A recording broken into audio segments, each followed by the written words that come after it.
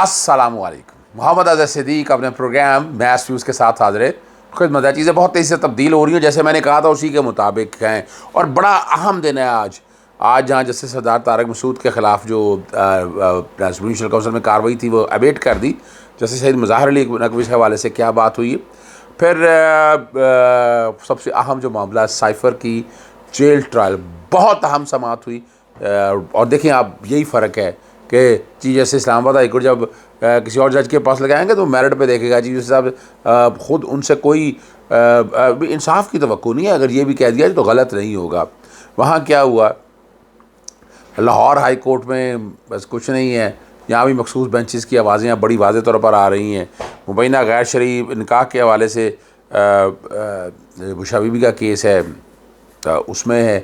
और जो मज़ेदार बात है कि सुप्रीम कोर्ट के अंदर जो अफ़गानी शहरियों के हवाले से है, चले मैं क्या बात करूँगा, मैं चले यहीं से शुरू करते हैं।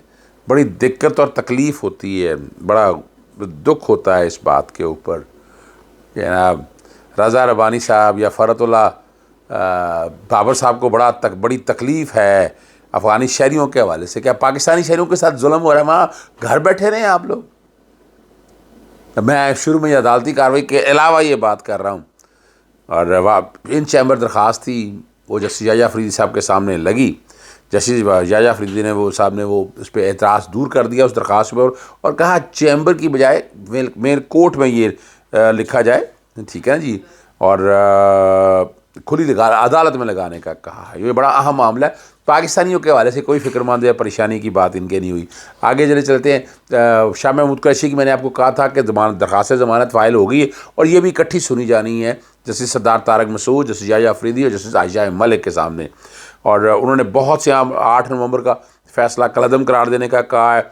दुरुस्त जायज़ा नहीं लिया, सियासी बुनियादों पर मुकदमा बनाया गया है। वफाकी हुकूमत और वज़ारत दाखिला को जो है उन्होंने फ़रीक अपना इस वाले मामले के अंदर उन्होंने उसको फ़रीक बनाया है। और जो मामला बड़ा अहम आपके सामने, बाकी चीज़ों की तरफ चले, मैं बाकी चीज़ों की तरफ लेकर चलता हूँ कि जहाँ हम बहुत सी चीज़ें समझ सकेंगे कि अभी जो अदालतों में है, अदालतों का माइंड क्या है, अदालतें क्या करना चाहती हैं, और क्या इमरान खान साहब को या बाकी लोगों को यहाँ से कोई इंसाफ की तवक्को है, कोई इंसाफ की तवक्को की जा सकती है।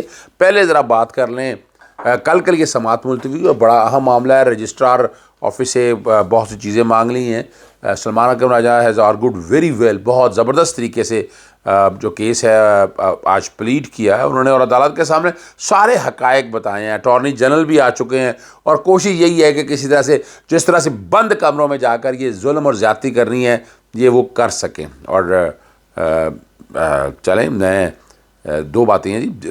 कल इंट्रा कोर्ट अपील की जो समाअत कल तक मुलतवी हो गई है।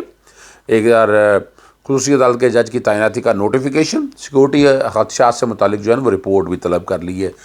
अगर तो मेरिट पे करेंगे तो जेल ट्रायल ख़त्म होना चाहिए, बाहर आना चाहिए। अगर कहीं ना कहीं किसी ना किसी जगह, चलें मैं को प्रेशर की बात नहीं कर रहा, लोगों का ये है, लोगों का ओपिनियन यही है कि ये कह दिया जाएगा बड़े कमरे के अंदर समाअत हो, चंद साफ़ी भी चले जाएं, लेकिन सवाल इससे ख़त्म नहीं होना। सिक्योरिटी खदशात अपनी जगह पर मौजूद है। हम लोग चाहते हैं ओपन ट्रायल हो, ओपन ट्रायल, बाहर ट्रायल हो। चलें यहाँ चलते हैं। और क्या हुआ, तो मकसद यही था, उन्होंने जो कहा कि मकसद सिर्फ जो है ना चेयरमैन पीटीआई को मंजर से गायब करना था। साइफ़र केस का मकसद है। सिक्योरिटी थ्रेट्स तो हैं। जस्टिस मियाँ गुल औरंगज़ेब हसन ने कहा आप पहले अपील काबिल समाअत होने पर दलाइल मुकम्मल कर लें। ये बड़ा अहम सवाल है कि ये क्या अपील काबिल समाअत भी है, और उसके बाद अटॉर्नी जनरल के दलाइल सुनेंगे। अदालत केस काबिल समाअत होने पर अपना माइंड क्लियर करना चाहती है। यकीन दहानी कराते हैं कि आपने दलाइल दिए हुए तो दोबारा मौका दिया जाएगा।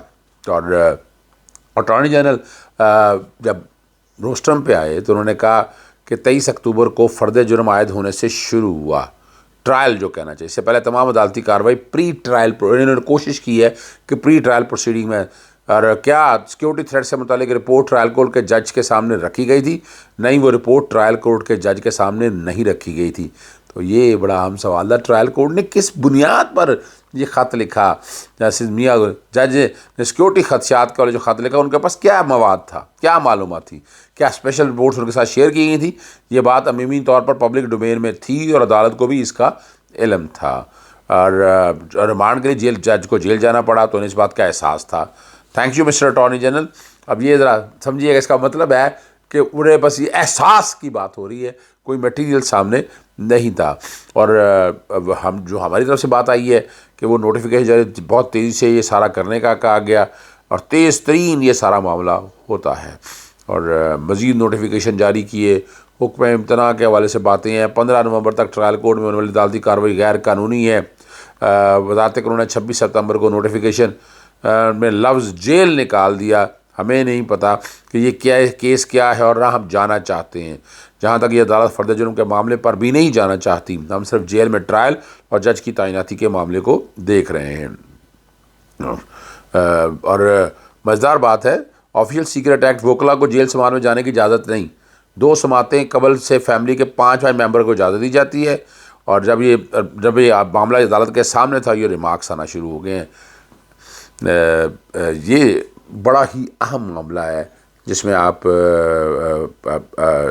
جس سمت میں پوزیشن چل رہی ہے نا، نظر یہی آ رہا ہے کہ ویسے اصولی طور پر تو سائفر ٹرائل جو ہے نا وہ اگر باہر ہو، پبلکلی ہو، لیکن یہ جو میں بات پہلے خدشات کا اظہار کر رہا ہوں ان چیزوں کو سامنے رکھتے ہوئے کہ کسی طرح سے یہ معاملہ جیل کے اندر ہی آ جائے، اور جیل کے اندر رکھنے کا مقصد بڑا واضح ہے، پریشر ہے، عمران خان باہر آئے گا، باہر آنے سے بہت سی چیزیں آنی ہیں۔ چلیں آگے آپ کی طرف لے کے چلتے ہیں۔ صاحب عدالتوں میں بڑا دن تھا، آصف زرداری نواز شریف کے توشہ خانہ گاڑیوں کے کیس کی سماعت۔ نواز شریف کے دفاع کا بیان قلم بند کرنے کی درخواست منظور کر لی ہے۔ آصف زرداری، خواجہ عبدالمجید، انور مجید اور یوسف اللہ گنی کے پلیڈر عدالت میں پیش ہوئے، جج نے حاضریاں لگائیں اور ایک دفاع کا بیان رہتا ہے اور نواز شریف کا بیان ریکارڈ کی اجازت دی جائے، سپلیمنٹری ریفرنس فائل کرنا۔ اب یہ گاڑیاں وہ ہیں جو توشہ خانہ کی جو لے ہی نہیں سکتے تھے، آپ نے لی ہیں، اب اس میں یعنی میرٹ پہ دیکھا جائے سزا ہے، لیکن یہ ان کے فیصلے ابھی کوئی نہیں ہونے لگے۔ نواز شریف کا جب الیکشن ہو جائے گا اس کے بعد دیکھی جائے گی، ان سارے درخواستوں پہ پڑھنے کا وقت دیا جائے۔ اس میں کیا مسئلہ ہے، نواز شریف کو بلا کر بیان ریکارڈ کر لیں، ہمیں سوال نامہ دے دیں، ہم جواب دے دیتے ہیں، کوئی نزدیک کی تاریخ دے دیں۔ اب یہ آپس میں یہ سارا معاملہ چل رہا ہے، جو آپس میں پیار محبت کی پینگیں جو ہے وہ اپنی جگہ پر چل رہی ہیں۔ ایک اور معاملہ تھا یوسف رضا گیلانی کے خلاف جو اشتہارات متعلق نیب کا کیس ہے، یوسف رضا گیلانی کو طلب کیا ہے، اور یوسف رضا گیلانی، سابق سیکرٹری فاروق عوان اور ریاض رشید صدیقی وغیرہ جو ہے نا اس میں شریک مجرم ہیں۔ سابق ڈپٹی چیئرمین سلیم مانڈی والا کے خلاف جو ہے کنڈنی ہل ریفرنس، یہ کیس ویسے کوئی بنتا نہیں ہے، اعجاز ارون سمیت 4 شریک ملزمان سلیم مانڈی والا اور دیگر ملزمان کے پلیڈر بھی عدالت میں داخل ہوئے۔ عدالت نے حاضر ملزمان کو دوبارہ طلبی کے نوٹس جاری کر دیے اور 12 جنوری 2024 تک جو ہے یہ کیس کی سماعت جو ہے وہ عدالت نے ملتوی کر دی ہے۔ ایک جو بڑا اہم معاملہ آپ لوگوں کے کنسرن تھا، جو ڈیفینس میں فیملی کے حوالے سے معاملہ آیا، چونکہ اس میں دہشت گردی کی دفعات لگ چکی ہیں، ضمانت قبل از گرفتاری انہوں نے پہلے وہاں سے کروائی تھی اور سیشن عدالت سے وہ پھر درخواست جو ہے واپس لینے کی بنیاد پر خارج لے لیے اور دہشت گردی کی دفعات شامل کر دیا، تو یہ درخواست یہاں واقع بھی یہاں قابل سماعت نہیں ہے، اور تو اس لیے یہ درخواست کہا گیا ہے کہ یہ دہشت گردی کی کورٹ میں آئیں گے۔ اب یہ والے معاملے ویسے ہیں، ہم شور بہت ڈالتے ہیں، میری تو عادت ہے اس طرح کے کیسوں میں اتنا دور اور ڈیپلی، چاہے زینب عمیر کا کیس ہو، اس کا زینب بچی والا کیس ہو، ایمان ملک کو ہو، لیکن ہم اس کو منطقی انجام تک لے جا نہیں سکے، ہماری یادداشت بڑی کمزور ہے، تھوڑے عرصے بعد ہم چیزوں کو بھول جاتے ہیں۔ خدیجہ شاہ کے خلاف جو نظر بندی کی درخواست جسٹس علی باقر نجوی کے پاس زیر سماعت جسٹس شہرام سرور پہ، یعنی اتنا وقت ضائع کرنے کے پہلے ہی وہاں لگا دی جائے، لیکن یہ ہو رہا ہے، یہ چیف جسٹس کو فائل بھجوا دی اور مخصوص بینچز کا جو تاثر ہے وہ مزید مضبوط ہوتا جا رہا ہے ان حالات کے سامنے۔ اب جو بڑی اہم بات ہے، ایک میں صرف بات کر لوں آپ کو، سموک کے حوالے سے بہت بڑا آرڈر ہے جناب جسٹس شاہد کریم کا، اور ہفتے میں روز تمام تعلیمی ادارے بند رکھنے کا حکم دیا ہے۔ ڈپٹی کمشنر سمیت دیگر سکول، کالج، یونیورسٹی بند کرنے کا نوٹیفیکیشن جاری کرنے کی ہدایت جاری کر دی ہے، چونکہ سموک بہت زیادہ ہے اور جنوری کے آخری ہفتے تک سموک کے رہنے کے ہیں خدشات، تو اس لیے یہ معاملہ وہاں تک پینڈ رہنے کا کہہ دیا ہوا ہے۔ پریس کانفرنس کی ملٹری کورٹس کے حوالے سے. پروفیشنل گروپ بڑا کلیئر ہے. حامد خان صاحب کا ہمارا تعلق بھی جو کہ پروفیشنل گروپ سے ہے تو ہم بہت کلیئر ہیں. ہم بالکل کسی طرح بھی دیکھیں ہمارے ہاں دہشت گردی کی عدالتیں ہیں, وہاں ٹرائل کریں, اس میں کوئی شک نہیں ہے کہ اپنی جگہ جو آرمی ایکٹ کے جو اسپائنیج ہے وہ سارے معاملے کریں, ہمیں کوئی اعتراض نہیں ہے. یہ والا جو معاملہ ہے نا, یہ جو کہ نظر آ رہا ہے کہ یہ جو ہے نا معاملہ دیوانی ہے, سوری فوجداری ہے, نارمل نیت کا, میں نارمل نوعیت کا میں کہہ سکتا ہوں, یا میں یہ کہہ سکتا ہوں کہ یہ معاملہ ایسی نوعیت کا ہے کہ اس کو اس کانٹیکس میں دیکھنا ہے. اور اس وقت جو ہے نا جو پریس کانفرنس کرتے ہوئے ملک میں آئین کی پامالی ہو رہی ہے. ملٹری کورٹ کو سپریم کورٹ بار میں چیلنج کیا تھا, بہت اچھا فیصلہ کیا گیا ہے. نگران حکومتیں کے پی کے اور بلوچستان, ان کو کوئی اختیار نہیں ہے اپیل دائر کرنے کا, اور یہ ان کا مینڈیٹ نہیں ہے. یہ غیر آئینی حکومتیں ہیں, اگر نگران حکومت مطابق عمل نہیں کرتی تو ہم ہر طرح سے مخالفت کریں گے. یہ باہر آنے کا, احتجاج کرنے کا اشارہ ہے. کسی صورت ملٹری کورٹ جو ہے نا کسی صورت ملٹری کورٹ قبول نہیں کریں گے. اگر یہ درخواستیں اپیل میں جاتی ہیں تو بار کونسلس میں اہم کردار ادا کریں گی. جو لوگ بھی ملٹری تحویل میں ہیں انہیں رہا کرنا چاہیے. اگر ملٹری کورٹ کے حق میں کوئی فیصلہ آیا تو وکلا برادری اس کو قبول نہیں کرے گی. ملٹری کورٹس کو وکلا نہیں قبول کریں گے. آپ آئیں, دہشت گردی کورٹوں میں بیٹھ کر آئیں, ٹرائل چلائیں, کوئی اعتراض نہیں ہے. اجازت چاہتا ہوں. السلام علیکم, اللہ حافظ. پاکستان زندہ باد.